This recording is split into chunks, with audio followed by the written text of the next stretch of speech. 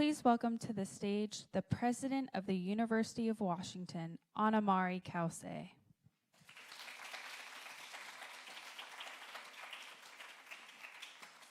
Well, welcome everybody. It's so wonderful to be here in community, and I can assure you that there also is a very large community that is streaming in and watching us from their homes or parties or wherever they are in communities. This is the annual University Faculty Lecture, and I don't want to embarrass Valerie too much, but it is a big deal. This is the biggest honor that faculty give to other faculty. It is a real sign that our faculty recognizes the importance of your work and that recognizes that your work is a gift that you give to our entire community. So let's do a round of applause at the very beginning.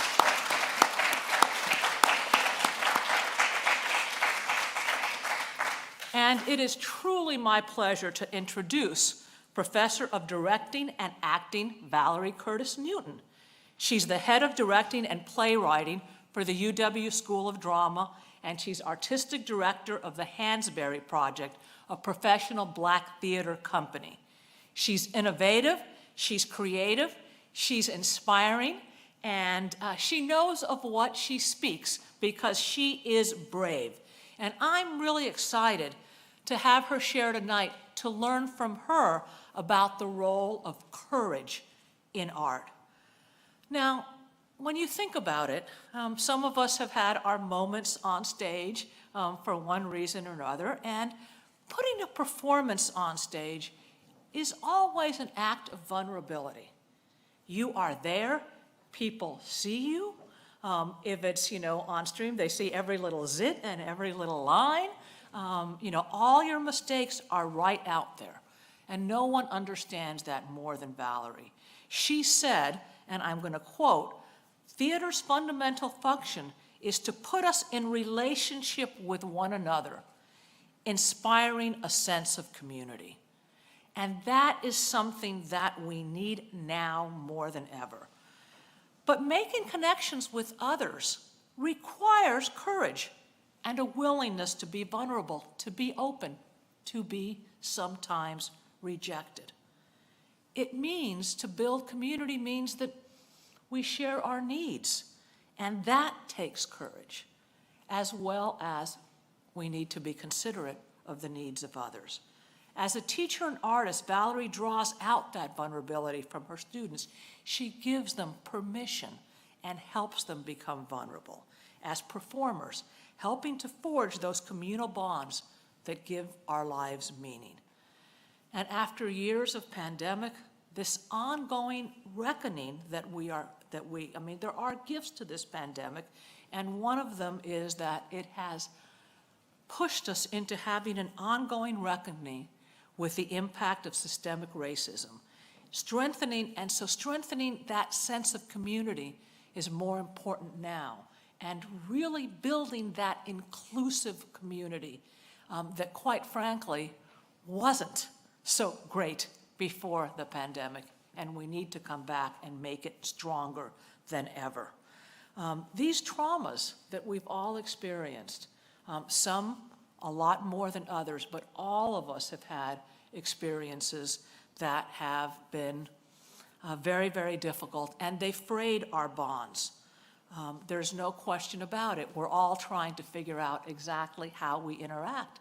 We've lost some of that art of interaction, and it's going to take courage to rebuild the connections that suffered when we were isolated.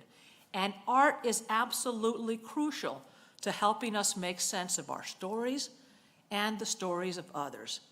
Telling stories bravely, taking risks, being vulnerable through art is essential to that process. And Valerie's perspective on that will be invaluable. I know we will all learn so much. She earned her BA from the College of Holy Cross, and she's a UW alum, having earned her MFA from the University of Washington. She's the recipient of numerous awards, including from the National Endowment for the Arts, the Stage Directors and Choreographers Foundation, and the Theater of Puget Sound. She's directed projects for many professional companies, and she served as artistic director for the Performing Ensemble of Hartford and the Ethnic Cultural Theater right here at the UW. She's the Donald E. Peterson Fellow, and in 2020, the Seattle Times named her one of the most influential citizens of the decade. So we are really lucky to have her here as our university faculty lecturer, Professor Valerie Curtis Newton. The stage is yours.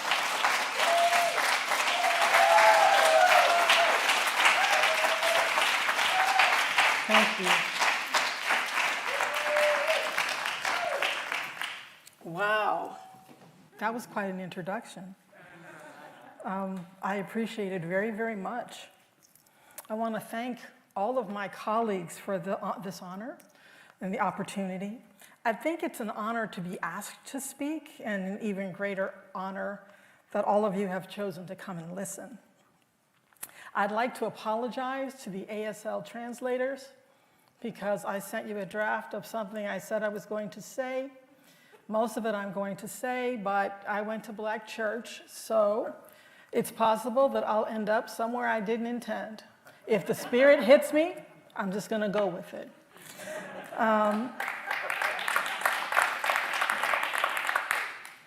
So the academic in me could give you a lot of history, from Africa to the African Grove to Broadway last week.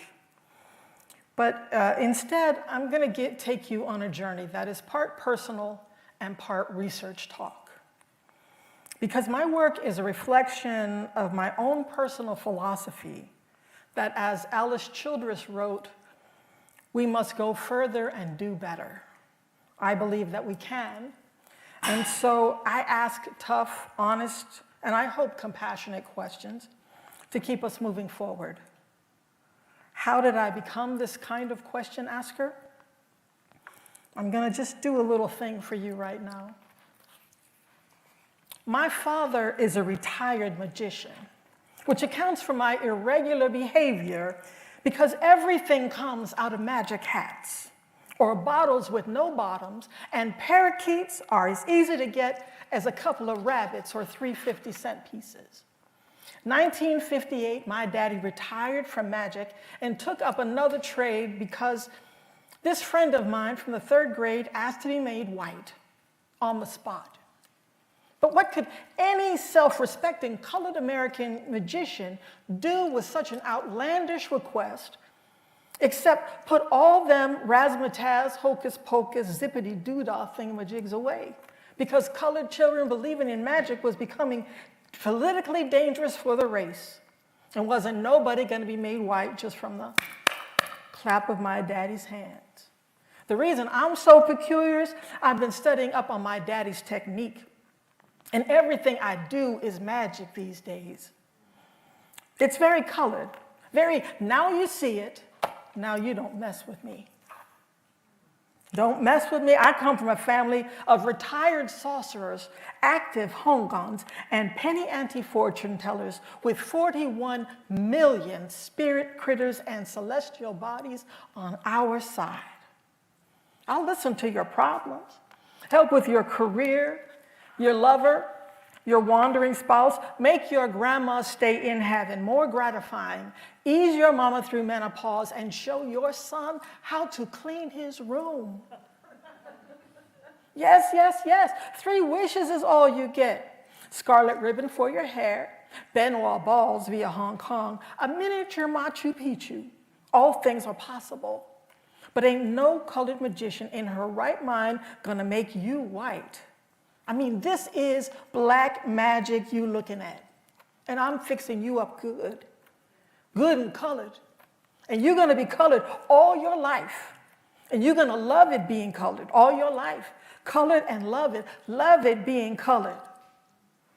That's an excerpt from Ntozake Shange's Spell Number 7, from Up North, Out West, Geechee Jabara Quick Magic Trance Manual for Technologically Stressed Third World People. You might recognize her name from her more famous work, for colored girls who have considered suicide when the rainbow is enough. That sister loved a long title. She plays a special part in my journey. I'll tell you more about this later, but let's start at the beginning of my personal foundation, the seeds of my voice and personal mission. My father wasn't really a magician, at least not in the literal sense. In fact, he was retired from the Air Force, but maybe in a more figurative way, he was. I mean, he was a black man trying to survive in America, which does require a kind of magic. My father had a complicated relationship with this country. He, like Oprah Winfrey, believed that excellence overcomes racism. He had stories of the things he had endured on his journey, and he wanted me to learn from them and be ready for them if they happened to me. He instilled in me a desire to be excellent. He would gently drill me on my inherent worth and the potential excellence that lived within me. He would ask me my opinions and debate current affairs at dinner. He didn't go easy on me. I learned to make an argument debating my father. I'd never had an intellectual debate with anyone tougher than he was. He also inspired a curiosity in me, a desire both to solve questions and to question everything. I spent a lot of time alone as I was an Air Force kid, reading. We traveled a lot. Or maybe I was just that introverted kid who found something comforting in quiet solitude. But by the time I was 13, I had read all of Maya Angelou, which led me to Shakespeare and Poe. I loved the loftiness of the language. I had also read Letters from a Birmingham Jail, the autobiography of Malcolm X, and Soul on Ice. Challenging forces around us seemed so powerful to me. But I knew that challenging and questioning would come with a price. Though young, I had been alive to see the deaths of Medgar Evers, Malcolm X, and Martin Luther King. Despite my father's best efforts, I knew deep inside that excellence was no protection from racism and discrimination.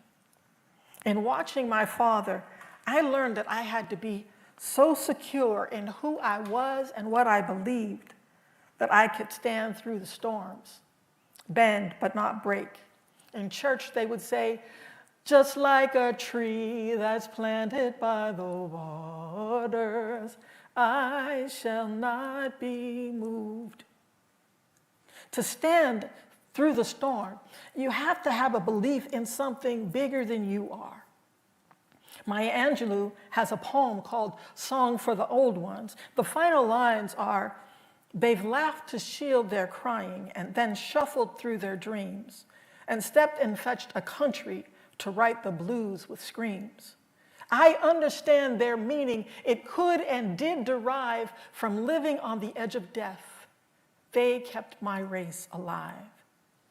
When I read that poem, I decided that was my something bigger. It would be a commitment not to be broken. That would be my way of paying back all the elders and paying forward for those who would come after me. I reached into the history of my people and found example after example of folks who looked at what seemed impossible and found a way forward. They used to say in church, nowhere in the Bible does God ever tell anyone to retreat. The order is always go forth. That's what I've been trying to do for my 40 years in the theater, trying to keep the race alive, go forth, and ask questions. Sean Gay said it in the poem I did. I found my being colored and love it.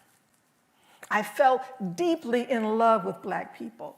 And because I don't want to get into the Black Lives Matter, All Lives Matter discussion, I'm going to just issue my standard Northwest disclaimer that when I say I love Black people, it is not meant to diminish any other people, but to lift my people, to let our lessons and achievements shine for everyone to see and learn from, just as we should learn from those around us.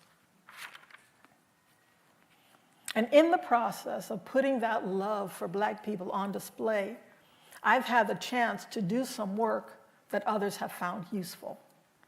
And that makes me, and I hope my father and the elders, proud.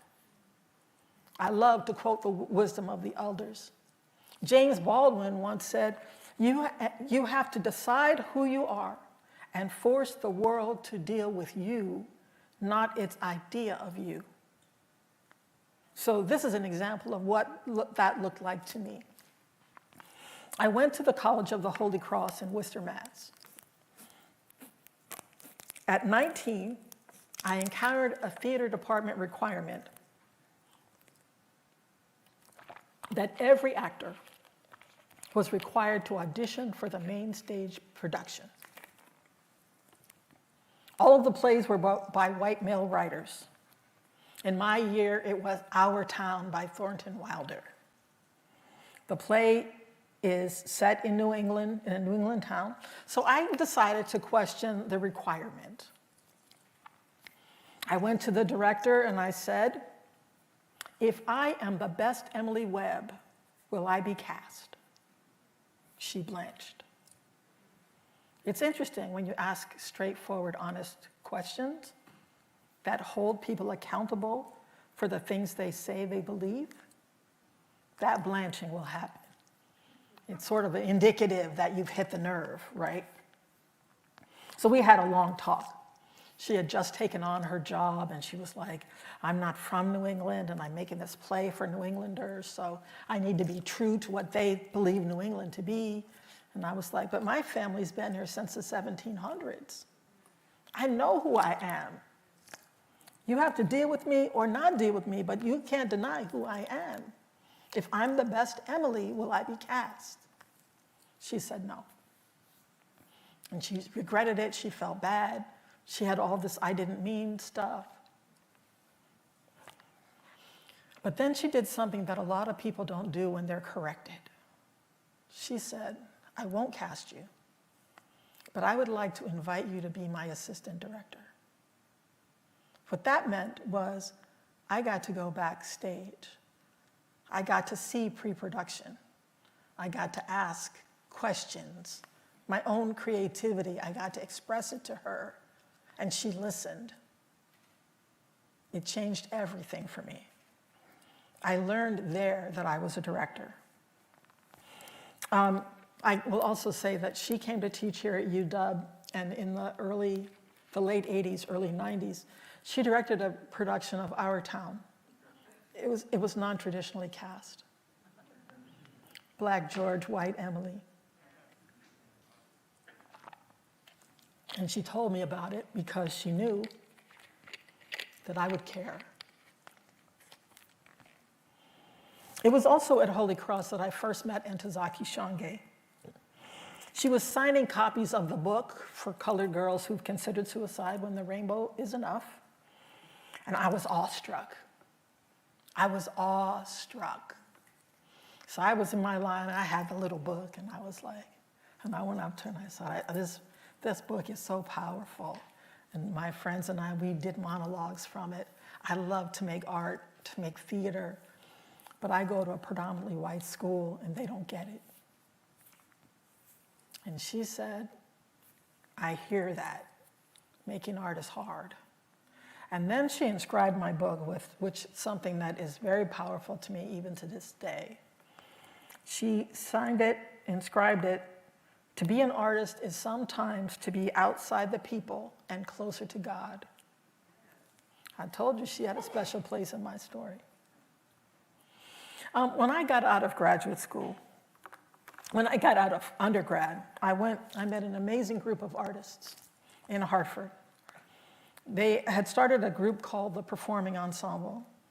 And we did plays in church fellowship halls, raised money to tour devised pieces that we also called chorea poems, like Ms. Shange. The pieces combined history, monologues, poetry, music. We played in our church hall home and around New England, everywhere from schools to festivals to church events, anywhere we were asked to perform, we went. We moved among our communities and across boundaries. It was a glorious time for me as a young artist. I had all these examples of people who loved Black people as much as I did and wanted to give a part of the art to them. And so we went around and did that. They did put up this play that I didn't like. Because why? Because I was 22 and knew everything. So they did a play called Living Fat, which is about money. And it was a satirical look at money. And it had a kind of minstrelsque quality to it that I did not appreciate. And I told them so. I asked the question, do we really think living fat is the thing we want to do with our resources? But rather than what my professor did, they pushed back. They said, well, why don't you direct the next show and tell us what you think we should be putting up? So they called my bluff. It was my job then to do something. I picked Alice Childress's Wine in the Wilderness. It's an amazing play, and if you're unfamiliar with it, I challenge you right now to go and look it up. It's a play that takes on class within race, and I'll talk a little bit more about it later. So then, in my own journey, I come to the University of Washington, where, you know, in Seattle, there's no such thing as racism. Go ahead, you can laugh. When I arrived here in '93, I already knew what kind of artist I wanted to be. I didn't quite know how to be it, but I knew what kind of artist I wanted to be. I knew that I would have to make a way to continue my trajectory, to tell Black stories. But one of the head of the directing program at that time suggested that I might want to stop doing Black plays because he already knew that I could do them. My heart broke a little. But then I thought, Ben, don't break. And I told them that if he could tell me what he thought I should know, I would find the material from which to learn it.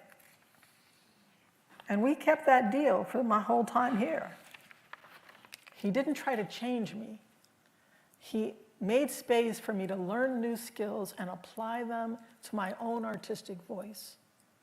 I like to hope that's the kind of teacher I am, that I can teach the students the courage to have something to say and then support them in developing the craft to say it excellently.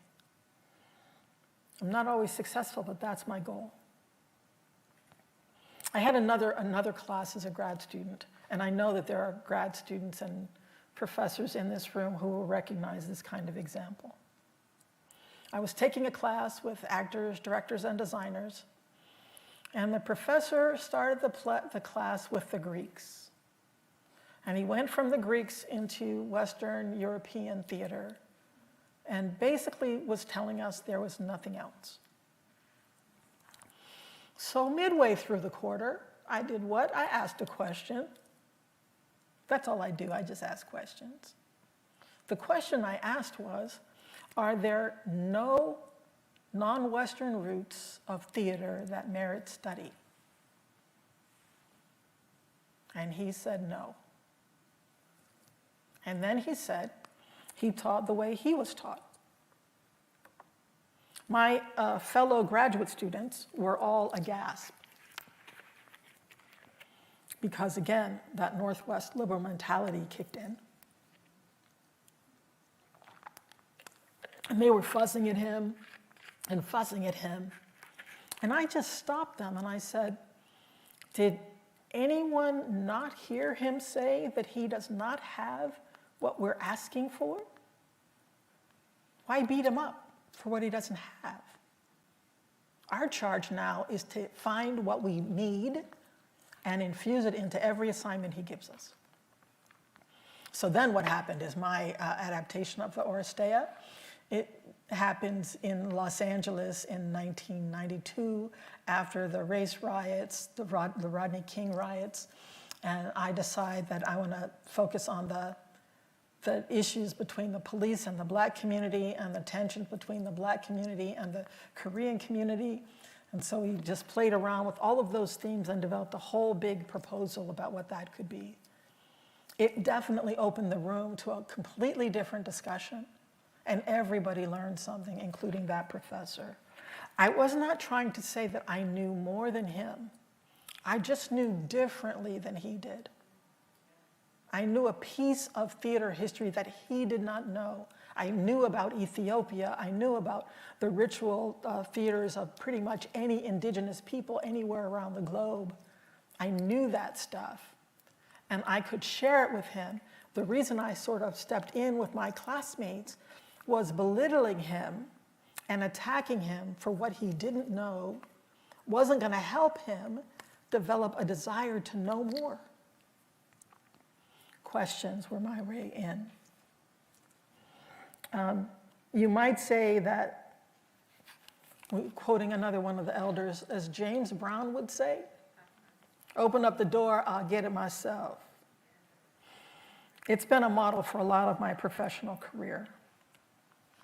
That was sort of my way of going forth. Between grad school to being on the faculty on to today, I've evolved a set of core beliefs that inform my process and my practice.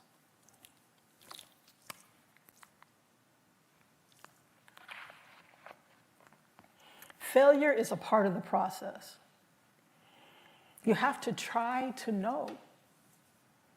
I use this in my rooms, and I force my students to take it on as a mantra. That's a great idea. Did you try it? No, I didn't think it would. Go back and try it. Tell me what it really meant. Tell me why it didn't really work. The second one is about fearlessness. It's a red herring.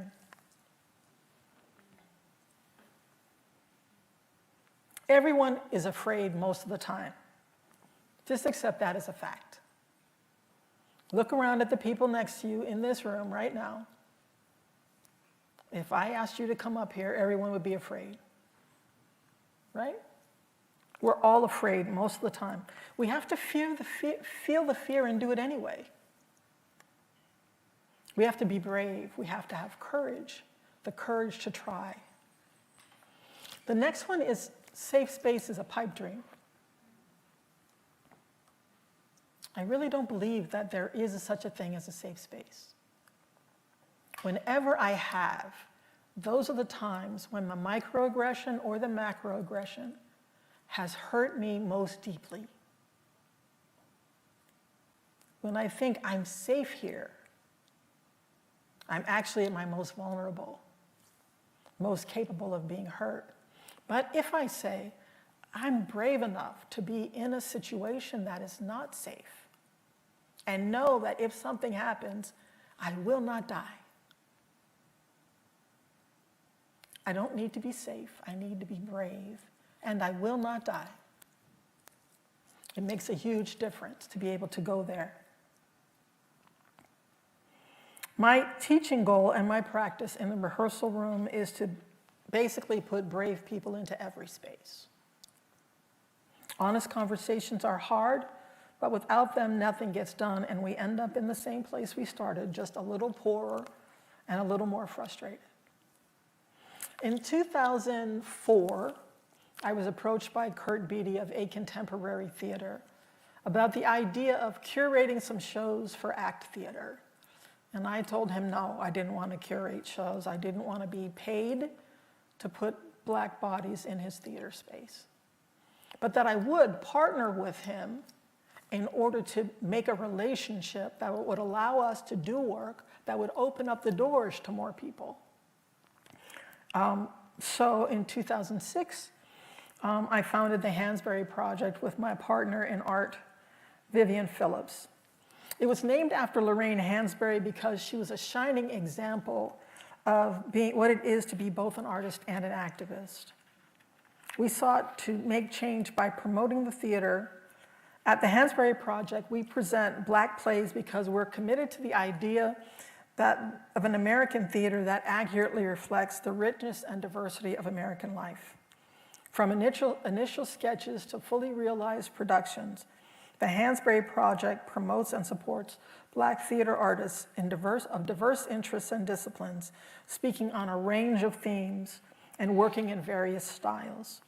We are all uniquely positioned in our community to provide a context for this work, placing it in the historical continuum of Black artists in the American theater.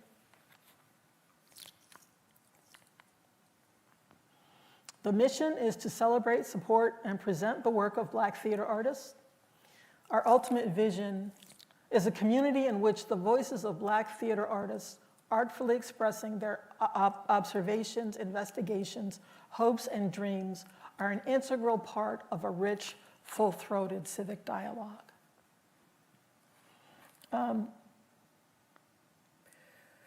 We entered into a partnership with ACT Theater, and as a kind of incubator, they would host us for main stage plays, one in each season, and we could use their spaces for other events. We were there for 5 years, and then we would reassess. We did a production called Flight as a kind of run at it, to see how things would go. We called it the engagement party. We weren't fully married by then, but we were leaning towards some time of long-term commitment. So here is a clip from that production.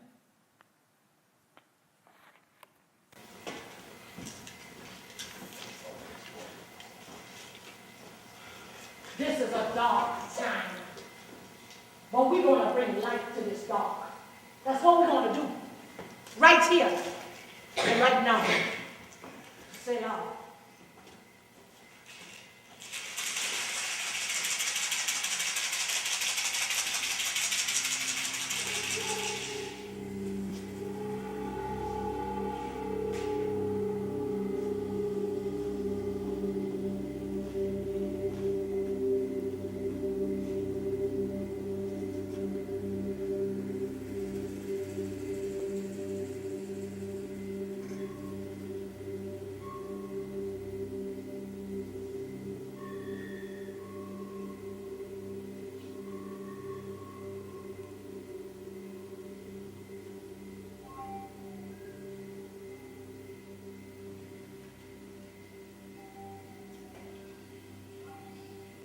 In this place, on this patch of earth, we step out of the dark and into the light. Selah.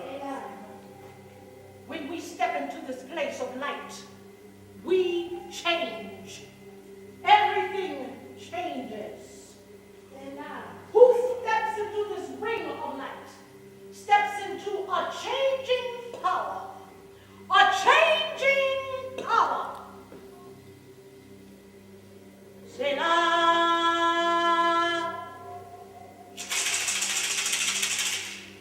Selah.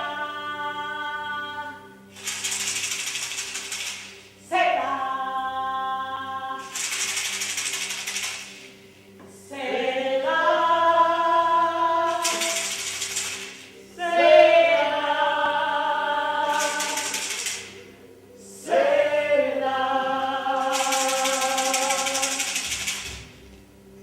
Selah. When we came to this land, we didn't have nothing. Nothing but the heartbeat of Mother Africa. And we had our stories. Stories that teach. Stories that heal. Stories that give us strength. Listen to the heartbeat. Step into the light. Tell the story. Listen to the heartbeat. Step into the light. Tell the story. The law says. No read, No right. The law says. no speaking of mother tongue, The law says. no practicing the old religion. Oh, but nothing can stop us from telling our stories. Listen to the heartbeat. Listen. Step into the light. Tell the story. Listen to the heartbeat. Listen. Step into the light. Tell the story. The heartbeat, quick, Quick, crack. the heartbeat, crack, Quick, crack. the heartbeat, quick, Quick,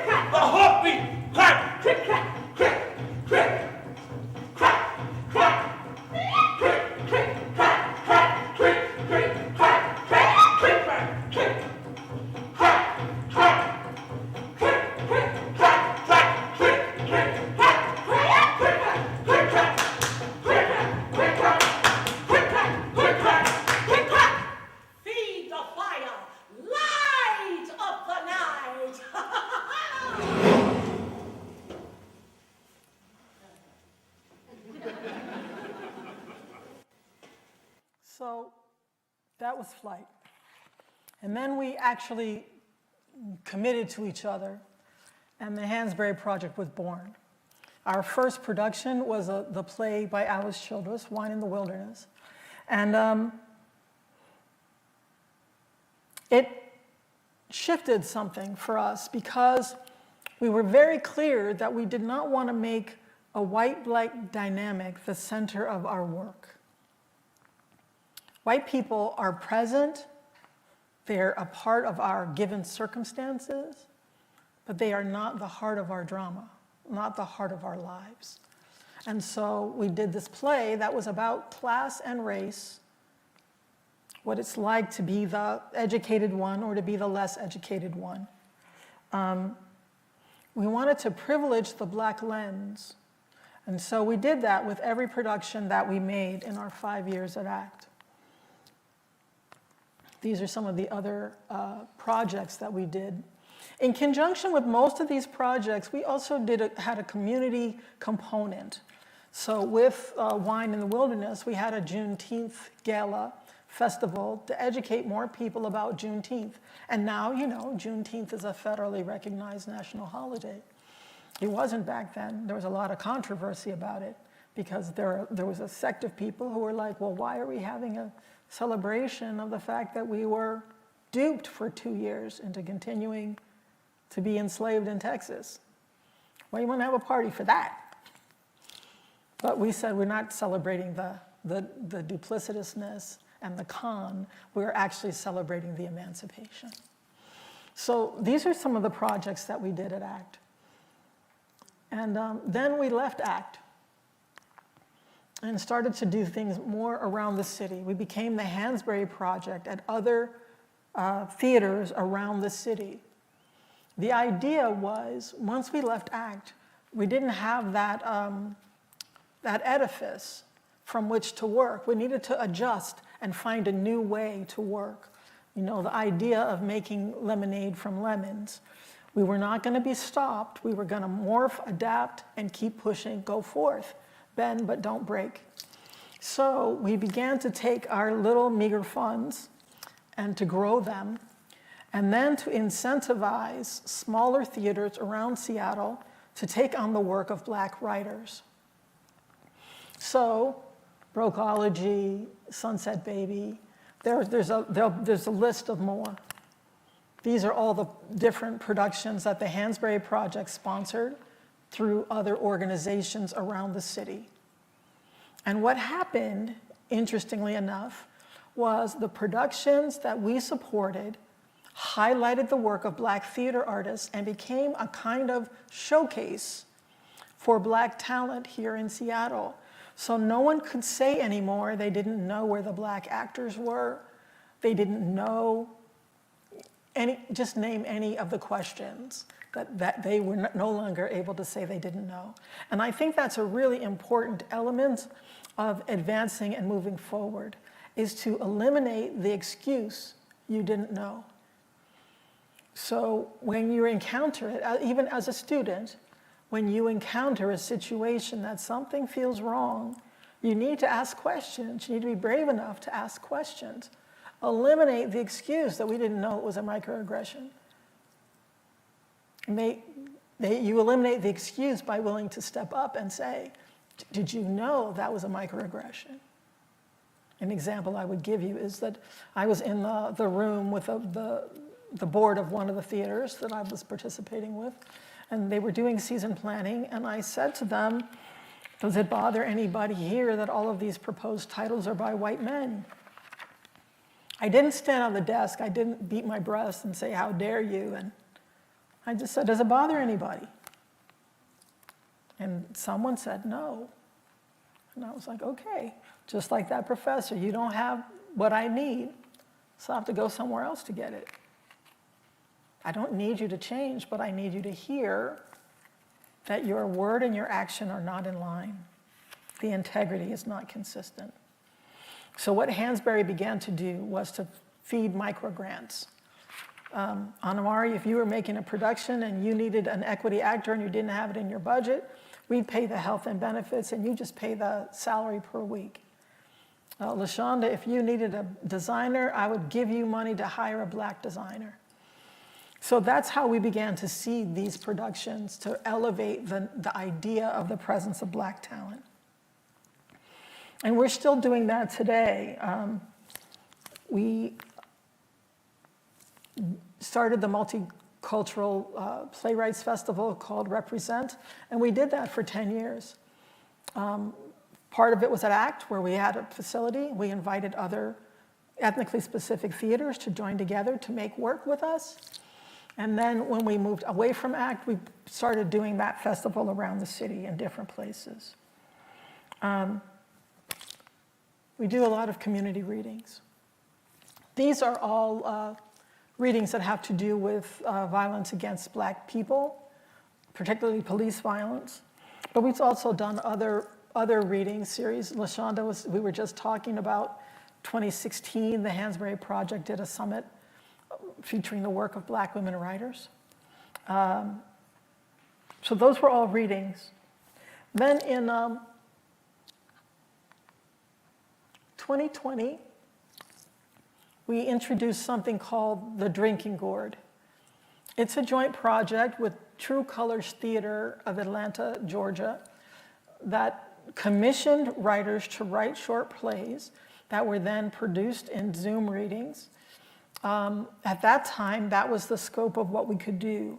Now we're going to phase 2, which will have us creating rolling premieres of commissioned work so that a piece will be able to have workshop performances, productions, developmental productions, until it reaches a place of being ready for a full production of its own. I'm gonna blow through a bunch of stuff right now. Just, these are some examples of my directing work.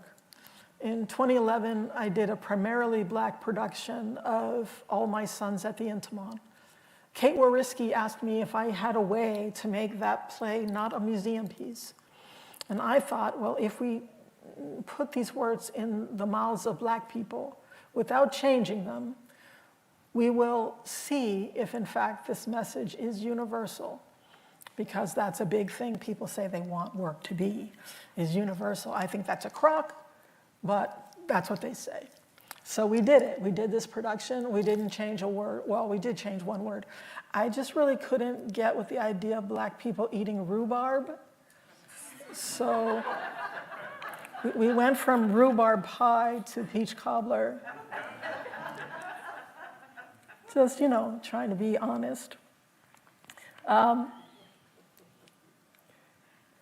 We did that production, and then I did something, some would call it brave, some would call it stupid. I went on part of a community panel on the Mikado and the idea of yellowface. And I got on stage at the Rep, and I said I didn't want to talk about racism anymore, because it had become a kind of pastime where they would invite people of color up to open a vein about all the bad things that have happened to us. So the white people could say, oh, this is so terrible. And then I got my sort of Toni Morrison moment. I said, racism is white people's problem. And I don't want to come up here again until you all have an idea about what you want to do about it. Then I'm happy to participate in another forum, but until then, I don't want to talk about this anymore. So the immediate reaction to that was everybody wanted to talk to me about race. When I said I didn't want to talk about it anymore, suddenly that was the only thing I could be interviewed about. So I did that, and it stuck for a long time that I didn't want to talk about race because white people need to fix it. Then I did another Alice Childress play. My goal, some people talk about wanting to do all the August Wilson plays. Mine was to do all the Alice Childress plays. So in 2013, I directed Trouble in Mind at the Intiman, and in 2016, I directed it at the Guthrie. The interesting thing about the Guthrie production, you talk about asking questions. I had a student who saw my production at the Intiman. She was in Minneapolis. She heard that they were thinking of doing a play in Minneapolis, and she said to me, You know how you're telling us if we want to have our work out in the world, we should be aggressive about putting it out there. I think you should tell the Guthrie that you want to direct Trouble in Mind. And I was like, well, ouch. So I called a friend who was working there at the time, and she said, yeah, there's a new artistic director. You might want to reach out to him. And so I did that. And then he checked a couple of my references and said yes. And I didn't know it at the time, but their saying yes made me the first Black woman to direct a main stage play at the Guthrie in what was at that time 45 years. Again, it's that thing about asking the question, finding the right question and asking it. So that's my Trouble in Mind story.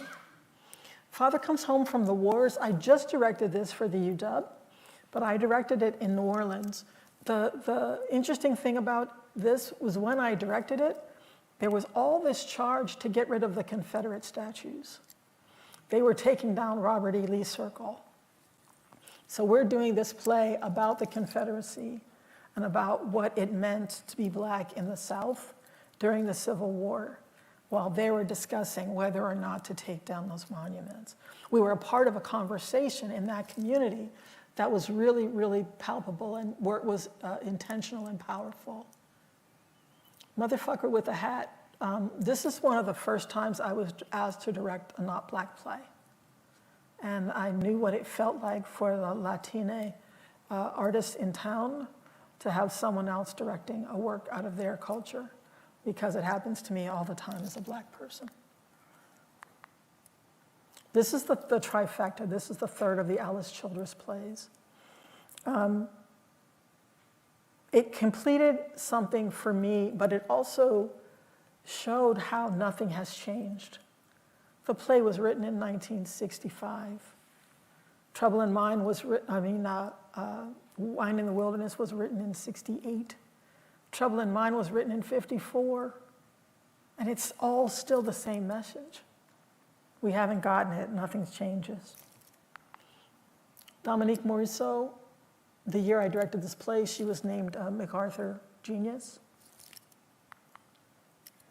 Then I did Lady Day at Emerson's Bar and Grill at Arts West. What excited me about this production is that we basically gutted the theater and put in cafe tables and turned it into a nightclub. So environmentally, it just felt different.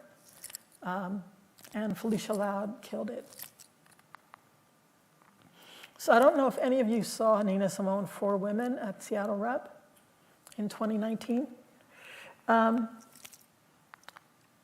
It's based on Nina Simone's famous song. At the end of for me, the question of this play was, how do we write this artist into the landscape and historical record of activist artists? So on the first day of rehearsal, we get these books, and I don't write in mine, I write on Post-its. So I accumulated the Post-its for the whole rehearsal period. That's what my desk in rehearsal looks like. These Post-its, at the end of the play, there's a big screen that drops down, and it has all these names of women historically who used their art for larger purposes. And so we listed probably 50 names. And then we invited people to write on Post-its the names of people in their lives and their community who they would identify as activists in their communities. So this was just the first night. That's closing night. There are a lot of folks out there who are doing good work, and the opportunity to celebrate them and to lift them up was part of what the play was about for me. I did a little play at West of Lenin called The Agitators. And it's a two-handed play about Susan B. Anthony and Frederick Douglass and the arguments over suffrage. It's a really beautiful play. I started it when it was in development. It was being worked on in Rochester, which is where Susan B. Anthony papers are, and her house was there. And as we were working through the script, I said to the writer, "Does it bother you?" My famous question. that Frederick Douglass is underrepresented in this play. And he like perked up and he's like, well, I've gotten so much more research on her because I'm here. And I said, great, so maybe we should get some more Frederick Douglass research. And in the end, it became a battle royale intellectually between the two of them. And I was really proud of what Matt did with that question and how far the work came in its development. Last night and the night before, I did at the Denver Center for the Performing Arts. And it was the first play I had done that had a queer plot, queer characters. And as a queer woman, queer Black woman myself, the opportunity to tell that story, that intersectional story, was really, really powerful for me. And to work with a queer writer and to tell some truths about our lives and our families was also a really powerful thing. Again, asking questions. So this is the pandemic. This is me directing in the pandemic. That's me in my office at home on a Zoom platform with actors in Maryland. They were in the theater space with a crew being tested for COVID every day. And I had the script, and then I had these 3 cameras, and I was staging through the cameras to the live space. In the end, I was still making theater. If I had made it on the digital platform, I'm not sure I would have called it theater because it misses the live component, which for me is so important. So I'm just going to play. So right now I'm working on a piece with Reggie Jackson for ACT Theater. And I didn't show you a lot of historical images at the beginning, but there are some here that I will.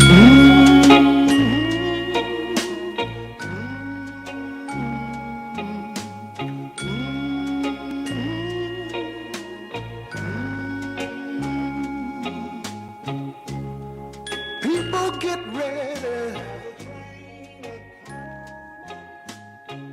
You don't need no baggage, you just get on board. All you need is faith. Don't need no ticket. You just thank the Lord.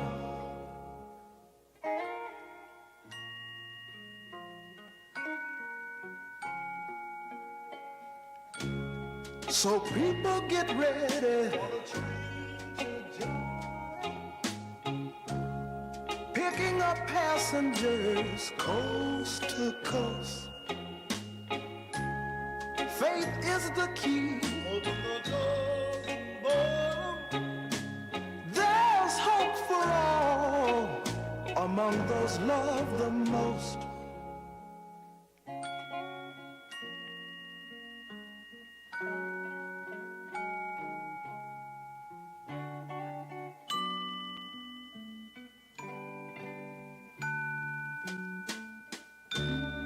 There ain't no room for the hopeless sinner who would hurt all mankind. So the last thing I will just show you, and I'll leave Shonda and I have a talk. I was asked, when I was granted the Genius Award, I was asked to create a piece of art that would go into the Frye Museum. And I was like, what? I make plays. I'm not an artist like that. I'm not a visual artist. But they said I could make whatever I wanted. So I decided to write a manifesto. And I reached out to past students and colleagues and said, if I've ever said anything that was useful to you, can you say it back to me? And I got all of these DMs and messages on Facebook, and I put them on a manifesto. And I'm going to leave this up while I invite LaShonda Pittman to the stage. Thank you so much for coming. I know I went a little long, but I had a lot to say.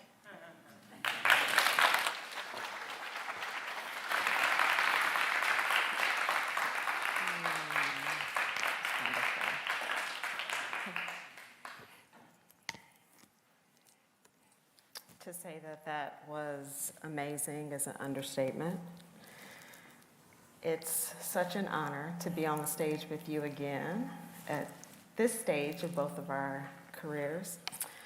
Let's thank Valerie Curtis Newton one more time for this incredible. Thank you all. Thank you. Thank you so much. Always bring the wisdom. I'm LaShonda Pittman. I'm an assistant professor in American Ethnic Studies. I've had the privilege of knowing Valerie for years now. I've probably seen at least a dozen of either your plays or the plays that have come out of the Hansberry Project. We've broken bread, lots, restaurants throughout Seattle, and in your own home with the fabulous soul food meal. We did the Q&A for the Hansberry Project's Black Woman Wisdom Summit, which was insane, amazing. You hit me to Hedgebrook, where I'm also now an alum, so thank you for that. And for me, I think as with so many others, your very presence has helped ground me in Blackness in my time here in Seattle, so thank you. I'll be moderating the Q&A portion of the evening. We've already received some questions for the audience and for those of you watching at home, of which there are many, I've been told. And those of you in the room with us, feel free to email your questions to questions@uw.edu. I'm gonna go with the first question, which is something that you alluded to that I was really moved by. You talked about not retreating and going forth, and your core beliefs, and even sort of the last slide that you shared. Over the years, I've watched you pull back the layers of creativity, of vulnerability, and of discovery over and over again, despite whatever you were facing. To bring your work to fruition, but also, I would say importantly, to help others do the same. What advice do you have for artists and researchers in the early stages of their work, whether they're new artists or researchers, or whether they're starting a new project? To keep at that process of pulling back those layers, even in the face of struggle, including what we or others may perceive as failure. Yeah. What I'm reminded of, and you've heard me say this before, the fact is, when I get to wherever I'm going, I want to be who I am. So that means I have to actually defend those boundaries. I have to do what's right for me inside my boundaries. That doesn't mean being aggressive, unnecessarily aggressive. It just means being clear and direct and honest. That's my advice in terms of going forward, is to know what you will accept and know what you won't accept. And to have your own bottom line. Because when you know what your bottom line is, what you'll walk away from, you have power. Yeah. You have power. Just tell them, I'm not doing that. There might be consequences, but as I said, you won't die. Yeah, thank you. The next question comes from a viewer named Stephen. Stephen would like to know, how do you think that we can explore the psychology of oppressive ideologies in artistic works in an age when the public seems allergic to any representation of them in the public square? Do you want me to repeat that? Feel the fear and do it anyway. Feel the fear and do it anyway? I mean, that sounds flip, but I believe it's true. I believe that if we keep making work, people have to deal with the work. If we stop making work, then they don't have to deal with it. So asking hard questions, being willing to get or to do the extra work that you might have to do because the people you're asking to change, they're often ill-equipped to do it. So how do you move forward anyway? How do you make lemonade? right? It sounds really simple, but it does require a kind of courage to say, I'm going to do this, I'm going to challenge this, I'm going to show this, and some people are going to love it and some people are going to hate it. When I did the thing with All My Sons and did predominantly Black production, people called me every kind of bigot and racist there ever was. They came for me like I stole something from them. And then I realized I did. I stole their privilege. I stole their sense of ownership. No wonder they were upset. And they deserved to be upset. And I needed to let them deal with their upsetness. They were entitled to have their feelings about what they encountered. But I didn't have to take it back. Right? So that's the thing, is how do you go forth? Bend but don't break. How do you define yourself for yourself and stay yourself? Yeah, thank you. I feel like this is a little bit of a related question. This is from another person who submitted a question. What did you learn from directing Selling Kabul, a very thought-provoking play? Yeah, Selling Kabul, I think it's another one of those plays where my own cultural experience was not at the center. It's a play about the translators left behind in Afghanistan when the US pulled out. So I cast actors who had the lived experience of that culture, and we hired a cultural consultant. And then I applied my craft as a director to their story, and I checked in with them about its authenticity. And I accepted that because their cultures, like mine, is not monolithic, no matter how much checking and advising I did, I was going to get it wrong. There's going to be someone who says, well, I'm Afghan and that's not what we do. I did my best. I took my best shot. I got as much advice as I could. I made decisions. I made the art. The art is well made. I can stand behind the well-made art and take the heat, right?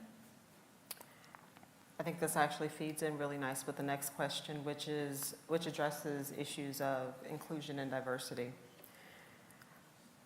We know that it's important not only for Black people to see themselves represented in both what you produce and you as the producer of that work. I'd love to also hear you talk about why it's important for others to learn, hear from, and see from your perspective. Yeah. I think the prevalence of stereotypes, the problem is the two-dimensionality of them. And that what the theater can do is, when it's well done, it can reflect the full three-dimensional humanness of a culture. It can show its best, show its pain, show its hurt, show its joy, show its excellence, show its failures. And doesn't have to be just one flat image. And I think that's true actually of representing any culture, but I especially feel it about Black people, because the history of flattening and what white supremacy did to our culture, has done to our culture, needs so much repair and restoration that that's why representation is important. I love the historical slides. I'm hoping my students in Black Digital Studies who are watching can kind of integrate that into what we're doing in that class. We have a new question from Usha. Fabulous talk and delivery. I am overwhelmed. Are there any Black plays about happiness? Which, speaking to white supremacy and the impact on Blackness. Listening to you, I felt hopeful, and I wonder if this feeling can be expressed, or the plays have to do with struggle. There are lots of Black plays about happiness. There are a lot of them. The best of them actually still indicate struggle, but there is survival and joy in how we overcome, and that's to be celebrated. I think that the idea that, that we don't want to see struggle because we live struggle is true, and to a certain extent, this is not going to be popular. It's a little reductive, right? In our fullness, the fullness of our humanity, we do all those things. So all of them should be reflected on the stage. And some of the most joyful shows I have ever been to also demonstrated deep pain and overcoming. But one of the gifts of our history is that we can overcome and overcome with joy. So I think both things, two things can be true at the same time. Absolutely. Reminds me of your play, The Card Party. Yeah. Yeah. You actually said, I don't need to be safe, I need to be brave. I feel like that could be a bumper sticker, like a t-shirt, all the things. Resistance, disruption have been important to getting where you are. For others for whom that will be and is the case, can you provide some insight into how you resource yourself, how you tap into other kinds of energy to do the incredible work that you do? My downtime is very important. When I open a show, as my wife can attest, I then sleep for 2 days. I do my best not to answer the phone. And there's a reason that I have 42,000 emails. Yes. I just don't deal with them. And I would say the other part of it is, as long as I can stay focused on something bigger than me, I could go on and on and on and on. When it becomes about me, then it's very difficult to make my work. But will they think I'm a good director? Will they think I'm smart? Will they think I'm all of those things? Then it's hard to get up for the work. But when I think about, expressing this love for Black culture, this desire to see it flourish, it's a lot easier to get up every day and go do the work when it's bigger than me, which is in a way what all those grandmamas used to say in church. Amen. Last question. I think it's the one that I'm the most excited about. It's my sort of what next question. So you've gotten to the mountaintop. After looking out from that place, what will you do in the next season of your life? Yeah, I think you mentioned the rent party, but part of what I'm doing is writing more. I've got a couple of plays that I'm working on in development. And I keep thinking about, this question of resilience and Black art making, that maybe there's a book in there. You and I are going to make a play. So I'm going to be doing a lot more generative work, I think, while I continue to direct as I'm invited. And eventually I will not be at the School of Drama, so I'll have more time. I'm not quitting tomorrow, but day after maybe. Anna Marie's like, no, I didn't come here for that. Thank you, LaShonda. Thank you again, Valerie. This was incredibly inspiring. Thank you to everyone who joined us both in person and live. This concludes our year's University Faculty Lecture, and we have a reception in the lobby for those of you who'd like to stay around and pick Valerie's brain and heart just a little bit more. Thank you.